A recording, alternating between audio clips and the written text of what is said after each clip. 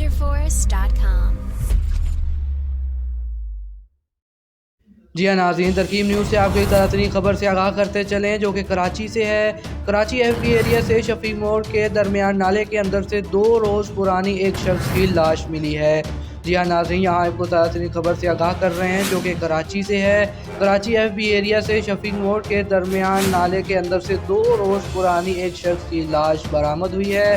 عیدی خدمات کی ٹیم نے نکال کر عیدی ایمبولینس کے ذریعے عباسی شہید اسپتال روانہ کر دی ہے۔